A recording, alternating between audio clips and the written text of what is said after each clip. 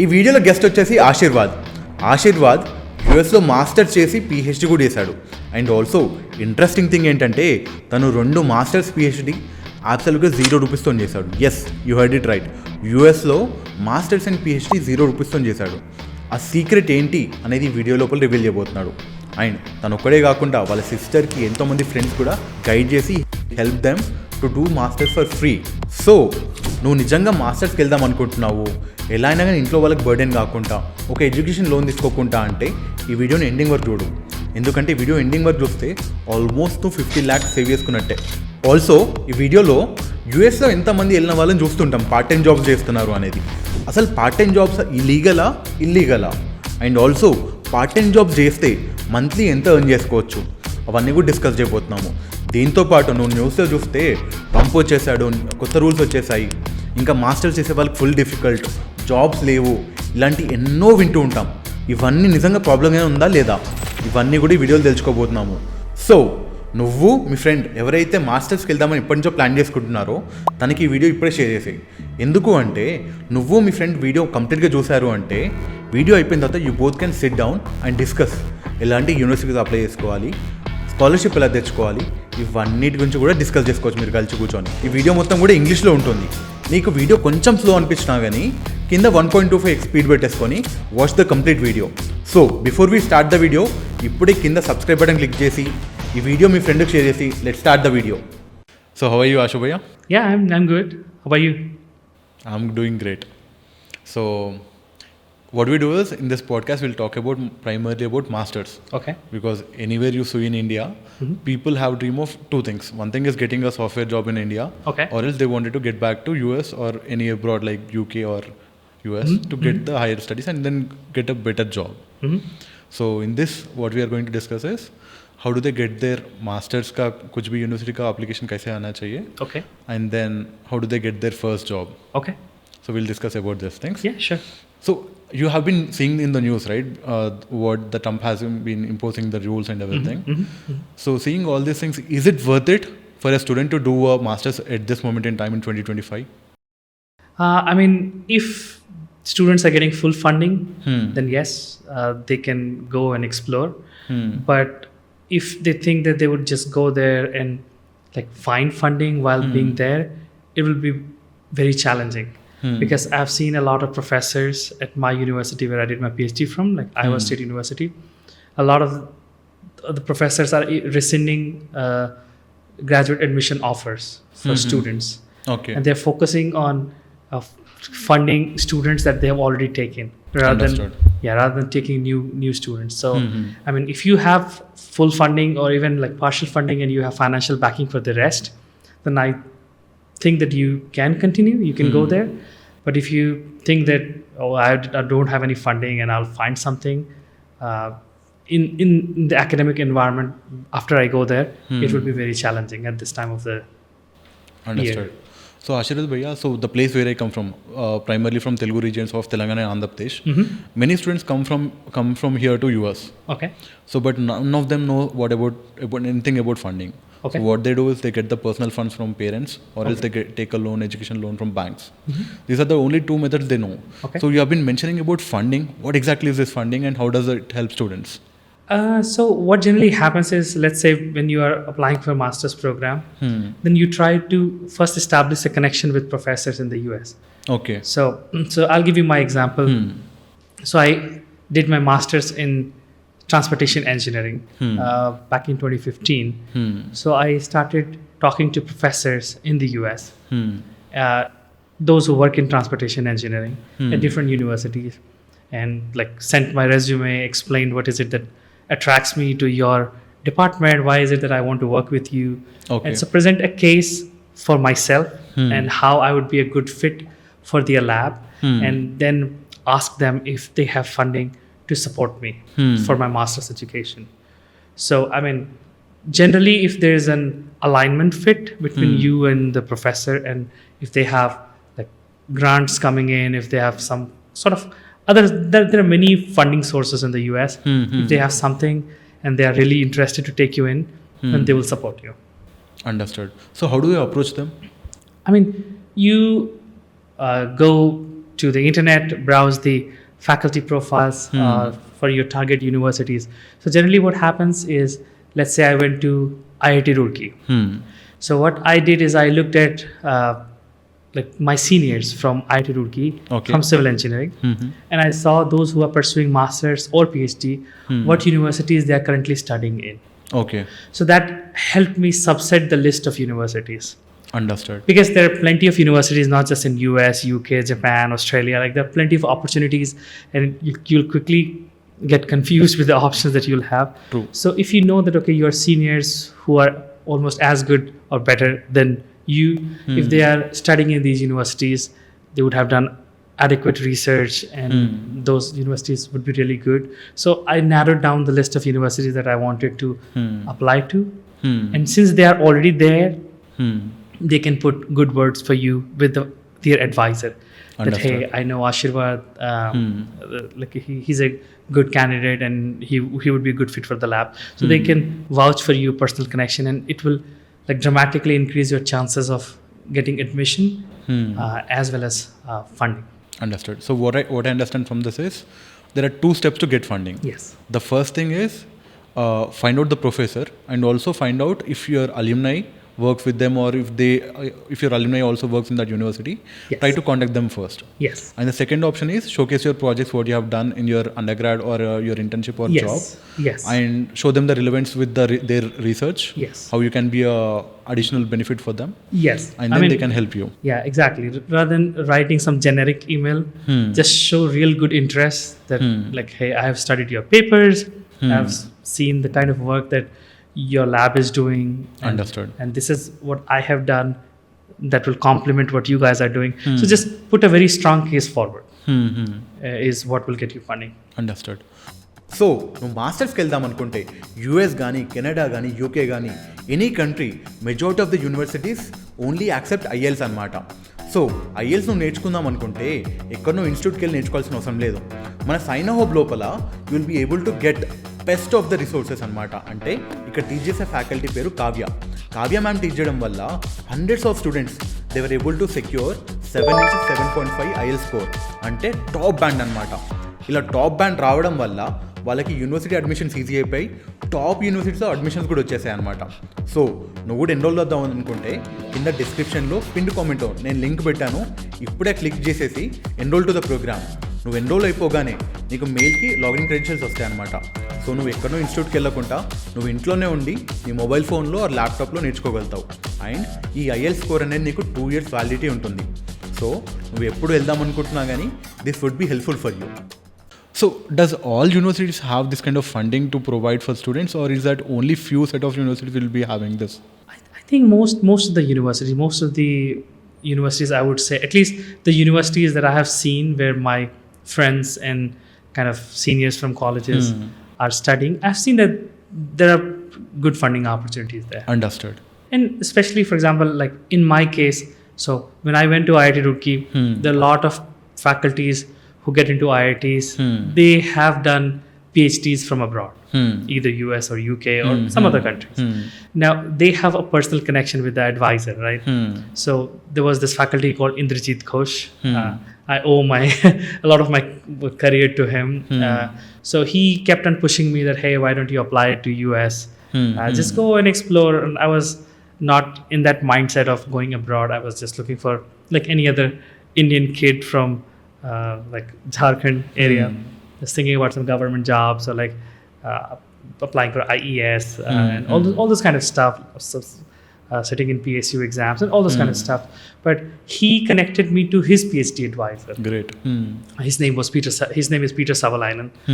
So he connected me to him, and he put in good words for me that, hey, I mean, Ashirwad would be a good fit. So now networking, like, so because Dr. Savalainen knew Dr. Ghosh because he was his PhD student, and since he was vouching for me, that gives a lot more credibility about me than any other random application that he receives online.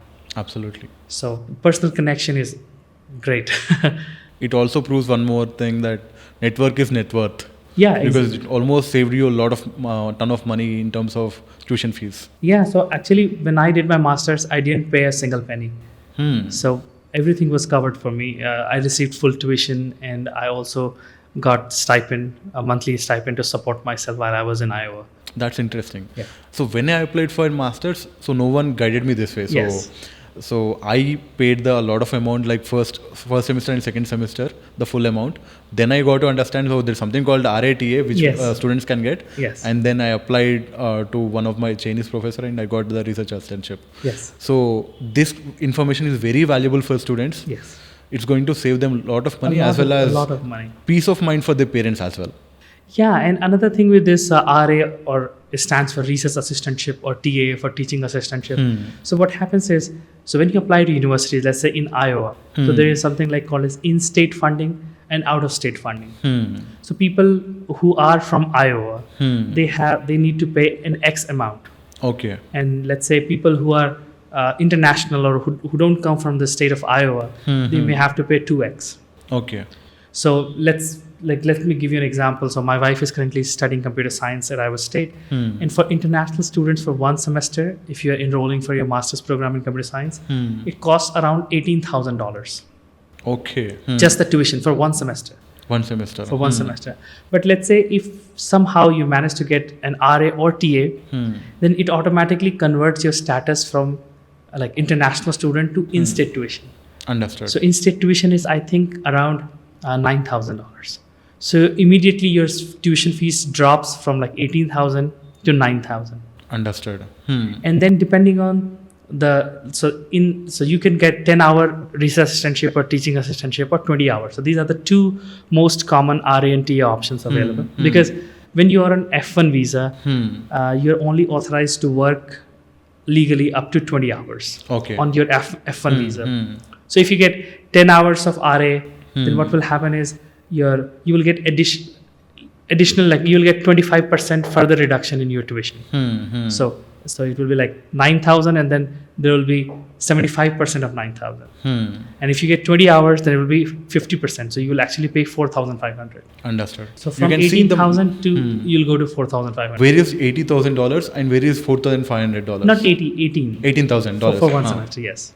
$18,000 and $4,500. Yes. Upon this, I'll be getting a monthly stipend monthly as well. stipend as well to support yourself. And what will be the monthly stipend be like? So generally for grad students, those who are on 20 hours RA, they get somewhere around $2,000. $2,000. At least in Iowa. And $2,000 is plenty of money. In Iowa, because it's like among the least expensive cities in like state in the US.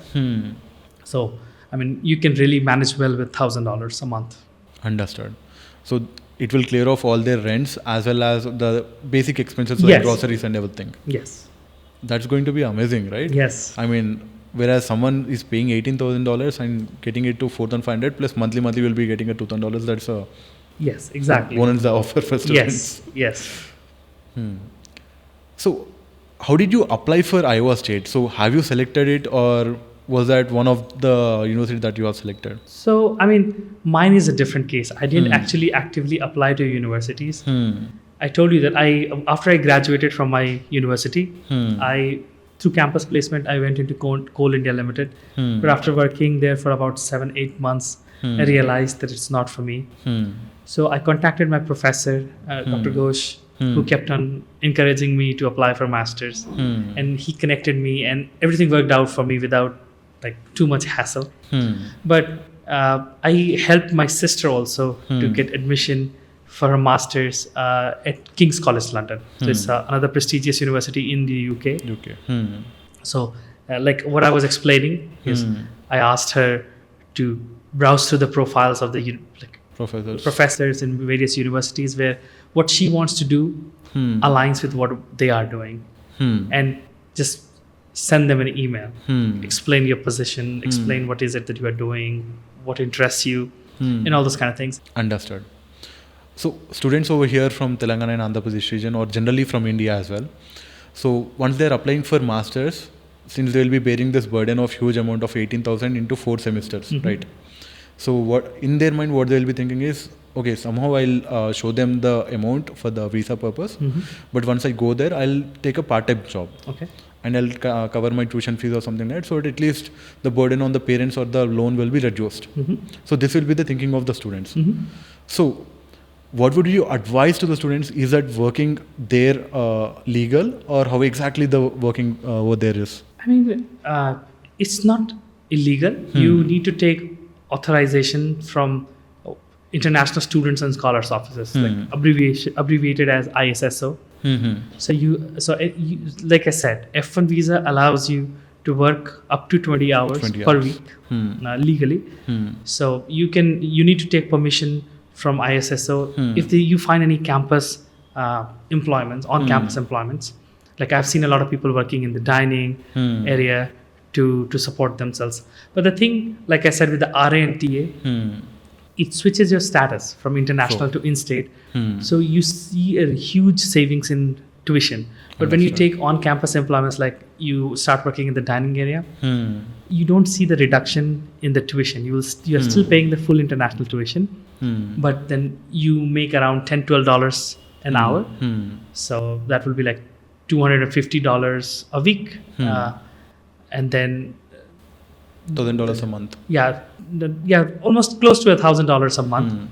So you will be able to support yourself. Like you'll be able to cover your living costs with it. But then if you want to cover your tuition, it would be Very hard with the like on-campus employments besides the R and TA thing. Even if he is working for entire month as well, the 20 hours. So at the max, he will be saving $1,000 or $2,000. When you deduct that from the $18,000, it would come down to $16,000, upon which you will be having the rent that you need to be paying and for the groceries. Yeah. So I would advise, and you would also advise, that students to focus on getting the funding before they go to the university, like getting RATA. Yes. It's going to drastically help them in terms of saving their money. Yeah, and especially in this environment where there's huge reduction in funding at the moment in US universities. So it becomes even more critical at this time that you try to find some funding opportunities before you go there. Definitely. So students can work 20 hours in the campus itself. Yes. So is that only on the campus, or they can work outside of the campus as well? How is the rules for them? I mean, as far as I've seen people using the 20 hours, those who don't have the RATA, it's mostly been on-campus jobs. I'm not really positive if you can actually like work for companies outside it, or maybe, I mean, you need to get advice from ISSO. Understood. Yeah. So I think it should be possible. Like it's just work. You're not violating the 20-hour rule. So I think you should be good.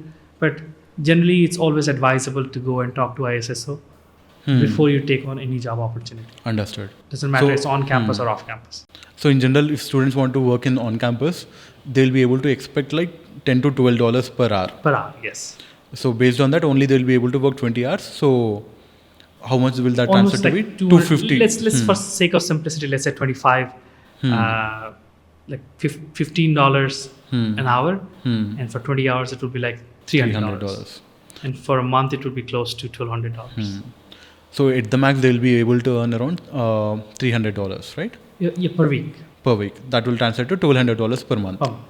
So Ashu Bhaiya, as a brother, what would you advise me if I applied for 5 universities in which I got admitted to University of Illinois Urbana-Champaign, which is a good university, but I did not get any funding. Okay.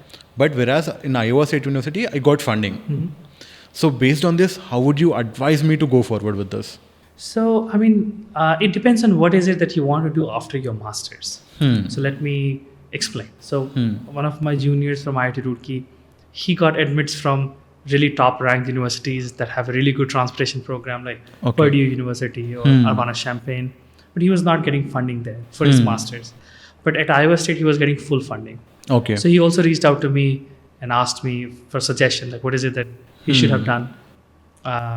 So I told him that if your goal after doing master's is to join industry, then it's not that somebody who's graduating from Iowa State and joining some transportation-based company will earn less than someone who is graduating from, let's say, Urbana-Champaign that has a better ranked program and joining a transportation companies. Understood. Pay-wise, it will be very similar.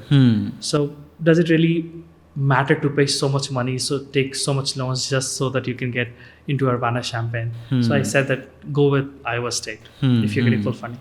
But when it comes to, let's say your goal is to go to a better university for your PhD. Okay. In that case, the ranking of university does carry some weight in terms of which universities will take you for your PhD program. Understood.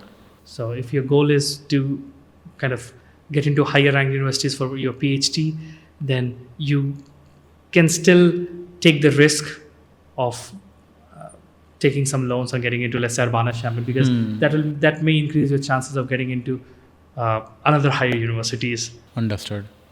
So generally students will be having this preconceived notion that better the university, better is the package they will be getting post graduating. Yeah, not necessarily. I mean, in the US, it doesn't work this way. It's mostly, I mean, it's the Indian mindset that we have is like, oh, we went to the top tier universities, then we'll make more money than if we didn't go to the others. Like if we went to the other set of universities which are not as high ranked as, let's say, for example, IITs. But I think based on what I have seen, so when I appeared for my internship interview in Boston for Liberty Mutual, I saw plenty of candidates who were from like much higher ranked universities like Columbia University. Understood. Or like Duke University, which are like Ivy League in the US. But I mean, in terms of the opportunities, I think I had the same opportunity when it came for the job than the other students. Understood. Yeah, in fact, some of the higher ranked university guys were not selected. Got I it. was. So it didn't really matter that maybe Columbia is ranked higher. So they have a much higher chance of getting selected for a company job, or they will earn more than what I would do. I would make just because I'm from Iowa. So it doesn't work that way in the US. Understood. So the variation won't be much in terms of going to the better university. You'll be getting a better package. It will be like hardly like 4 or 5%. That would be Yes. Yes. And also, but there is one thing. If you go to the better university, the chances of getting funding will be high, right? Actually, it's the other way around. Okay. I mean, if you go to a better ranked university, then the pool of candidates who you will be competing with will be smarter. The pool will be smarter, and you will have a harder time finding those opportunities. Understood.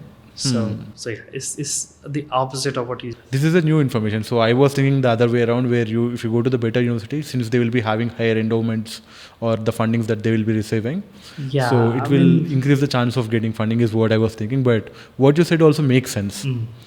The competition will be very high. Yeah. So like for example, with like some of my friends who went into Urbana-Champaign without funding. So one of my friends, Jacob, he did his PhD from Urbana-Champaign, but first he enrolled for the master's program and then went to the PhD program. But when he started his master's, he didn't have funding. But he took the risk thinking that, okay, I'll manage for a semester or two and then I'll eventually find some funding. Got it. So how do you advise students to select their universities? I mean, ranking is not the most, what I would say is not the best reflection of the universities, because the thing with the ranking is there's a university-wide ranking, engineering ranking. There will be a department-wise ranking, and then within the department there will be a sub-department that will have better infrastructure than the other universities. So there's a lot of variation. I mean, unless you're targeting MIT, Harvard, which is generally good for everything that they have. But in the US, there's quite a bit of variation. So, I mean, I would focus on looking where the other, like your alumni are. Understood. So that will also give you a sense of your chances for getting accepted. Like if you look at your alumni, they will share similar profile to you. Right? They might have the same course curriculum, like similar level of talent.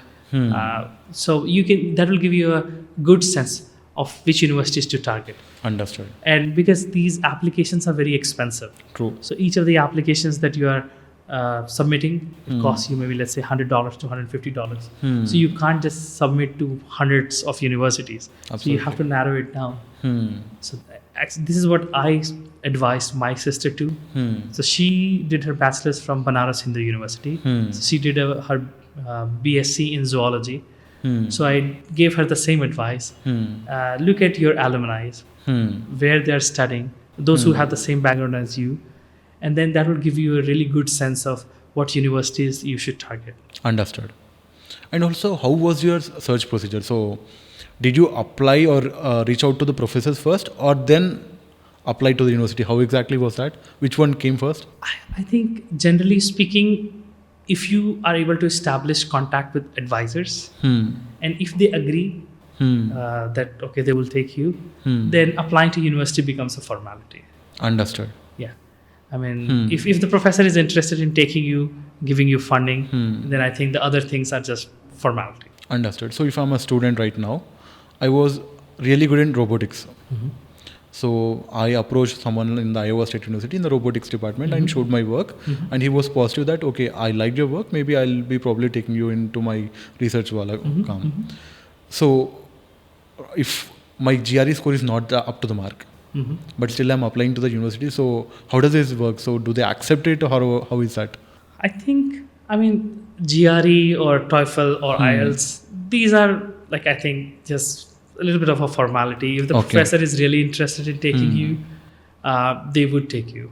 Understood. Because there are like a lot of students who are coming from different countries, like say China or Iran, who may be really smart, but they may not have really good English proficiency, for example. True. Because English is not their first language. Yes. Like, for example, in this aspect, Indians have a slight advantage because we study English from a really young age. True. But if, let's say, if someone from China or Iran who are really smart, then they can demonstrate it through the work that they have done, and they don't score that well in the English part, then professors would generally be fine in taking them because they know that it's a skill that they can gain after they come here. Understood. So generally students over here, when they wanted to apply for masters in US, the first option that comes into their mind is approach some consultancies, education consultancy services, where they help in terms of the visa process as well as applying for the universities, helping them in terms of SOPs, LORs. So what I observed from there is they'll be selecting 5 universities which are the most safest ones. There is no chance that you will get one reject as well. So how should students tackle this thing, and how should they select their universities on their own?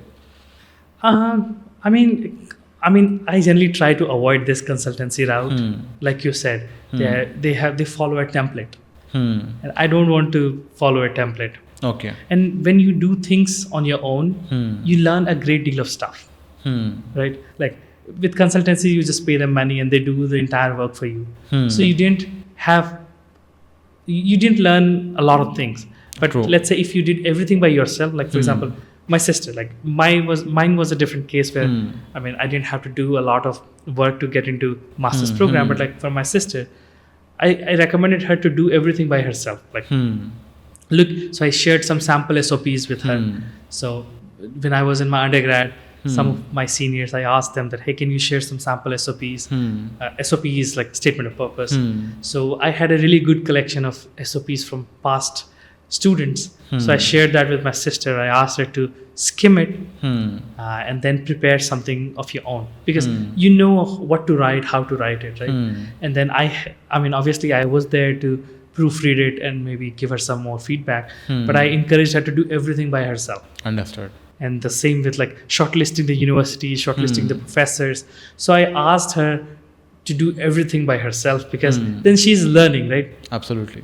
So that's what I would recommend, is just... That is the same personal experience that I experienced. So after my graduation or BTech, so I visited one consultancy and I did not find positive. So they were selecting all the very safe universities, which I don't wanted to go there. Yes. So I said no, and I'll do it myself on my own. And the same thing, I created my own LOR, SOPs and everything. Yes. So all the formats, the resume and everything, as well as selecting the universities and sending my application as well. Yeah. So nowadays you have internet and you can search everything online and you can do it, right? And also people have LinkedIn as well. They'll be able to search it on LinkedIn as well. Yes. Also another very different approach is on Facebook as well. Yes. Facebook students have their Indian Student Association for every university. Yes. So they can open that, and also they can find people over there and just bring a message to them. Yeah. So నువ్వు మాస్టర్స్కి వెళ్దాం అనుకుంటే US కానీ Canada కానీ UK కానీ any country majority of the universities only accept IELTS అనమాట. So IELTS నువ్వు నేర్చుకుందాం అనుకుంటే ఎక్కడో ఇన్స్టిట్యూట్కి వెళ్ళి నేర్చుకోవాల్సిన అవసరం లేదు.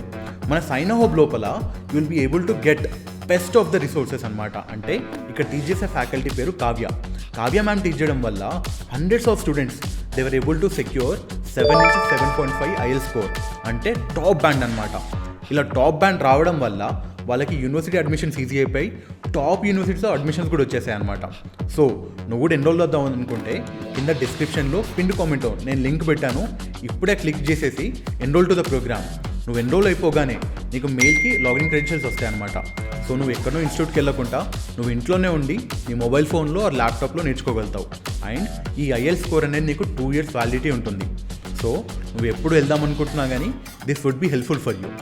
So we talked about getting funding or research assistantship or teaching assistantship. So what exactly student will be doing as a RA and TA? So in research assistantship, you will be assisting the professor with like research aspect of the projects. Okay. So like professors bring in funds and there are some objectives for research.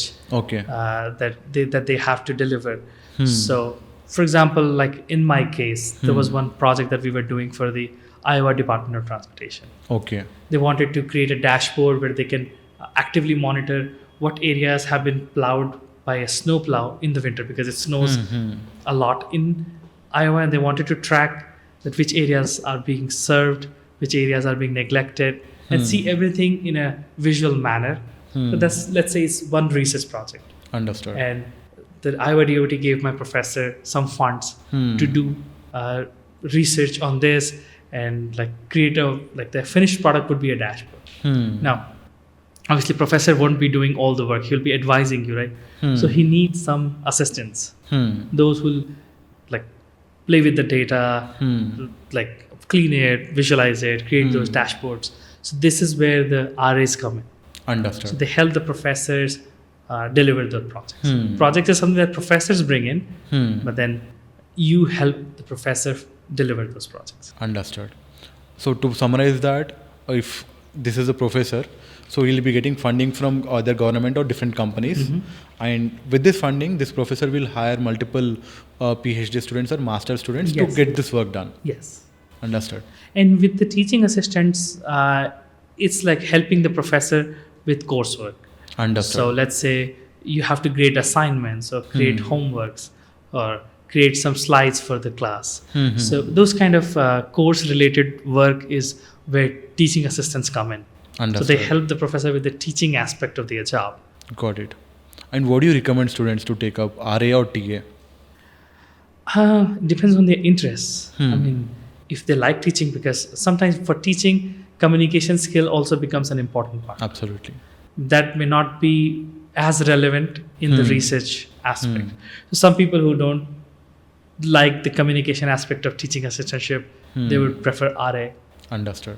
Or those who don't like teaching in general, then they would prefer RA. But those who enjoy teaching, those who enjoy this grading aspect of things and grading those assignments, so they opt for TA. So it really boils down to what interests them the most. Understood. What their personal interest is. Like my personal interest was in RA. Understood. I mean, I like the research aspect of things more than the teaching aspect. So did you enjoy working as RA? Yes, I did. I mean, there was really exciting projects. And when I first started my master's, I didn't even know that these kind of data sets can even exist. Like, for example, I started my master's in transportation engineering, and we had to work with a crash data set. So they have the pinpointed location of where crash happened, what time of the day it happened, like a very detailed database. And it opened my eyes to like, oh wow, these kind of data sets even exist in the US. I never saw it in India.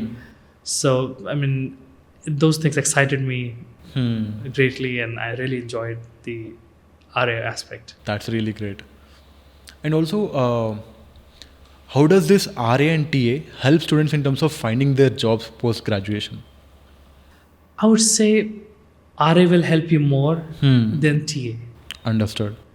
With TA, what you can also do is you can help, let's say you are a computer science student and you need to polish your understanding of design and analysis of algorithms. It's an important part of computer science. Let's say you think that, okay, you'll be applying for Google in the coming few months, and you need a really good grasp on these aspects. So you can apply for a teaching assistantship. Understood. Because then you can learn as while you teach. Got it. But if you are more like want to have a portfolio, like very project oriented, then you can opt for like RA, Understand. where you can show them that, okay, these are the meaningful real world projects that I have worked on. So like everything has its importance, but yeah, this is where the TA and RA differs. Understood. So how did this RA help you in terms of landing your first internship? Oh yeah, I mean, so through my research assistantship and working on like projects that my advisor brought in, I mean, I learned programming. I learned how to create these like dashboards, or because you know, when you have to, so our DOT is one of our many clients, like our Department of Transportation. So I learned how do we take something technical and create a deliverable for non-technical audience. Understood. So that they can grasp, like they won't be interested in looking at your code, right? They will be interested in looking at your finished product. So those kind of skill sets I gained while I was doing my research assistantship, because Understood. we had regular meetings with Iowa DOT and we had to prepare those presentations for them. So I learned a great deal of stuff in terms of programming, in terms of building the foundational knowledge for like data science or transportation in general, and learning how to communicate it to non-technical audience, which is a very important aspect for Understood. job. So Ashirwad, you did your bachelor's in civil engineering, and then you got into the transportation or the civil engineering sub part, that is a transportation in Iowa State University. So how did you shift your career from that to statistics? So, I mean, when I first started my master's in transportation engineering, which is like a sub-discipline of civil engineering, as a part of the master's program, I had to take some elective courses. Okay. So, because I thought, like I said, or maybe I may not have said in this talk, but I didn't like programming that much in the beginning. So I thought stats is something that's closest to math. True. And since we learn a great deal of math while we are students here back in India, so I thought stats is closest to math, and I mean, I took those as electives. I could have taken some computer science courses, but I thought it would require me to write really long programs, which I may not be really good at. So I took some elective courses in stats, and then it really appealed to me. Like I really enjoyed learning it, and and then I learned a great deal about different statistical methods, and I also got exposed to, like, if we have stat skills, it opens up a lot more opportunities. Understood. This is how I got interested in statistics. So Ashirwad, if I'm a student from India studying civil engineering or mechanical engineering as a bachelor's, but my dream is to get into software engineering, and I wanted to do masters. But if I'm applying for masters as a computer science or computer engineering, I'm getting rejections because my undergrad is not in that and I did not have any projects in that.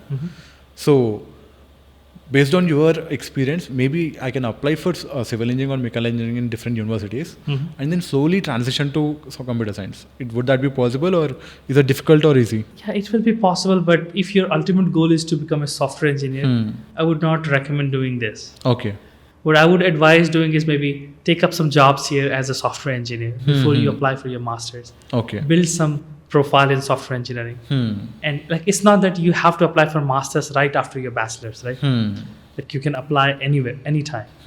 So if you have a core engineering background, like civil, mechanical, electrical, and you want to get into let's say software engineering, then it's not like impossible to get into masters in software engineering, for example, if you have a core engineering background like civil, mechanical, electrical. Understood.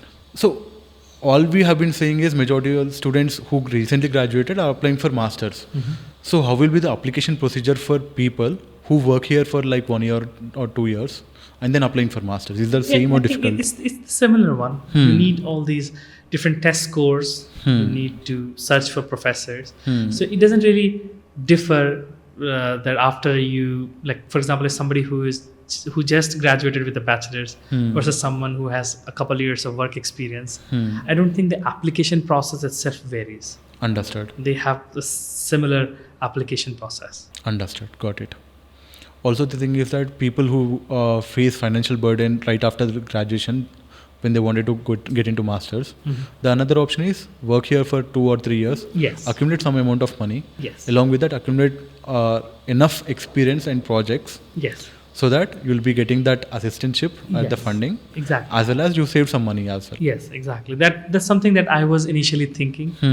So my initial plan when I joined Coal India was that, okay, I'll work here for a couple of years, save some money, because I've seen a lot of my friends who applied to master's programs in the US. I mean, they were getting acceptance from a bunch of universities, but none of them were getting funding. Understood. So, I mean, I thought that, I mean, I wouldn't be any different, right? If I also apply for master's program, I mean, I may get accepted into the program, but finding funding would be a really big challenge. Understood. And I was not in the mood to take such a big loan and put unnecessary financial burden on my dad. So I also thought that, okay, let's work with Coal India for a couple of years, and then I can save some money, and then we'll apply for masters and support myself. Understood. It just happened that I didn't like it after 7-8 months, and then I quit, and things worked out for me. But that was also my another alternative route. And you have finished your masters without paying anything from your pocket, right? Yes. Zero. That's amazing, actually. Yeah, another thing that I've seen a lot of people doing, which I also did, is like, for example, let's say you are in a bachelor's program and you think that your profile currently is not that good. So what you can also do is you can apply to some reputed university like IIT Bombay or IIT Roorkee or IIT Madras, and they have these requirements for project staffs.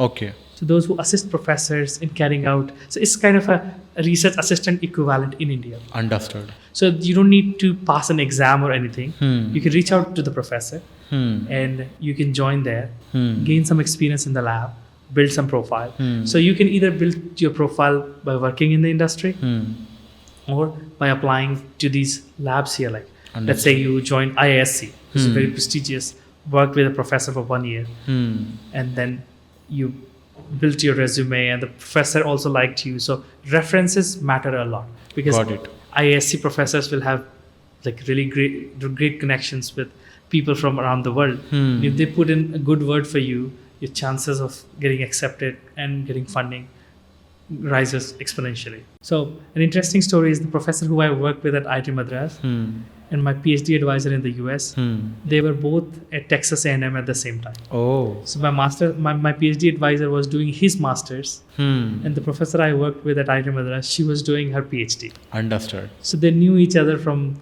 like a long time ago. So understood. Connection matters, man. Got it. I think it's one of the most important things. Understood. And also, majority of the people who will be applying for masters, they don't know nothing about PhD. And like if you see the people going from here to abroad, 95% of the people apply only for masters. So what is this PhD program and how long does it take? So PhD is like, if you want to delve deeper into your, I mean, in any specific area, to make yourself an expert into that field, okay, then you go into PhD programs. But if your goal is to go into industries, I mean, you need to see if doing PhD will actually add to your resume when it comes to applying for jobs. Because it's a long process, and the number of years that you'll be spending in PhD varies quite a bit depending on what area you are doing your PhD. Okay. If you're doing it in pure sciences like math, physics, it will take you longer than if you're more on the application side, then it will be shorter. But generally, it would take you around 4 or 5 years. 4 or 5 years. Understood. So what you were advising was, if you wanted to go and work in corporate, better do your masters. But if you wanted to become a professor or go into a deep research, yes, then only opt for PhD. Yeah, so it's not just professors, but there are a lot of R&D labs. Like, let's say Google has a big research lab, Microsoft has a big research lab, where Amazon, they in those labs where they're doing like very cutting edge stuff, they look for PhDs. Understood. So it's not that just because you did PhD, you will be stuck in academia, that you can only become a professor. There are a lot of specialized jobs that require PhD. Understood. So it opens up. But I mean, if your goal is to become a software developer and not do a lot of R&D style work, then PhD may not add too much to Got it. your work. But if you want to be like a researcher, because all these big companies also have a big research labs, right? They're doing research and then coming up with products. If those kind of things excite you, then doing PhD will be really worthwhile. So one question that tickles my mind is, so how much a PhD person will be earning, how much more he will be earning than a master's person? I mean, generally the trend is that if you have a PhD and if you're going into an industry or a company that hires both masters and PhD students, PhDs will earn higher than master students. I mean, and the difference in salary, it may vary by company to company. Understood. So you can assume that maybe 15-20% more. Understood. If you have a PhD. So what you are advising is, if students who wanted to pursue PhD, make sure which segment you wanted to go in. So post your PhD, do you wanted to be in the academia or in the cutting edge segment, then opt for PhD. Yes. Or if you wanted to work as just a software engineering or regular corporate job or anything, then opt for masters. Yes. So that at least those 3 years you can save it and you can increment the... Yeah, I mean, you'll be learning while on the job, right? Understood. So it's not that you'll be wasting your time. And also those 3 years will also add as an experience, and then they'll get a hike as well. Yes. Got it. So while you are applying for Iowa State University or masters, what exams did you write? So GRE and IELTS. Okay. So I mean, these are the two exams that a lot of programs kind of want you to give and submit the scores, but a lot of universities are also getting away with these exams. Okay.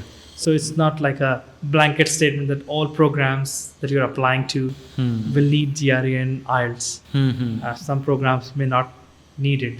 So it's entirely up to you to kind of explore the programs and see if it's required or not. If they require GRE or TOEFL, and then apply accordingly.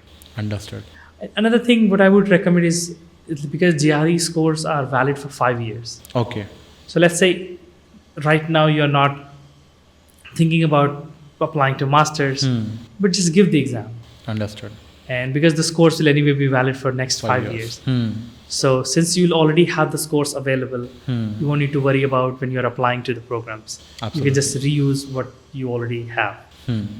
I don't know, for IELTS it's 2 years. It would be 2 years. Yes, but for GRE. But then IELTS is relatively easier too. Yes. Compared to GRE. GRE requires a little bit more math and English. Yeah, math and English. It requires a lot more dedication and time investment. Yes. So I would recommend doing that one. And then even if you have to give IELTS again, it shouldn't be a big deal. So generally GRE and IELTS will be accepted in majority of the universities. Yeah, majority of the university. But also check the program and the university you wanted to go in. So నువ్వు మాస్టర్స్కి వెళ్దాం అనుకుంటే US కానీ Canada కానీ UK కానీ any country majority of the universities only accept IELTS అనమాట. So IELTS నువ్వు నేర్చుకుందాం అనుకుంటే ఎక్కడో ఇన్స్టిట్యూట్కి వెళ్ళి నేర్చుకోవాల్సిన అవసరం లేదు. మన సైన్ హబ్ లోపల you will be able to get best of the resources అనమాట. అంటే ఇక్కడ టీచ్ చేసే ఫ్యాకల్టీ పేరు కావ్య మ్యామ్ టీచ్ చేయడం వల్ల hundreds of students they were able to secure 7 నుంచి 7.5 ఐఎల్ స్కోర్, అంటే టాప్ బ్యాండ్ అనమాట. ఇలా టాప్ బ్యాండ్ రావడం వల్ల వాళ్ళకి యూనివర్సిటీ అడ్మిషన్స్ ఈజీ అయిపోయి టాప్ యూనివర్సిటీస్లో అడ్మిషన్స్ కూడా వచ్చేసాయి అనమాట. సో నువ్వు కూడా ఎన్రోల్ అవుదాం అనుకుంటే కింద డిస్క్రిప్షన్లో పిన్ కామెంట్ నేను లింక్ పెట్టాను, ఇప్పుడే క్లిక్ చేసేసి ఎన్రోల్ టు ద ప్రోగ్రామ్. నువ్వు ఎన్రోల్ అయిపోగానే నీకు మెయిల్కి లాగిన్ క్రెడెన్షియల్స్ వస్తాయి అనమాట. సో నువ్వు ఎక్కడో ఇన్స్టిట్యూట్కి వెళ్ళకుండా నువ్వు ఇంట్లోనే ఉండి నీ మొబైల్ ఫోన్లో ఆర్ ల్యాప్టాప్లో నేర్చుకోగలుగుతావు. అండ్ ఈ ఐఎల్ స్కోర్ అనేది నీకు 2 years వ్యాలిడిటీ ఉంటుంది. సో నువ్వు ఎప్పుడు వెళ్దాం అనుకుంటున్నా కానీ this would be helpful for you.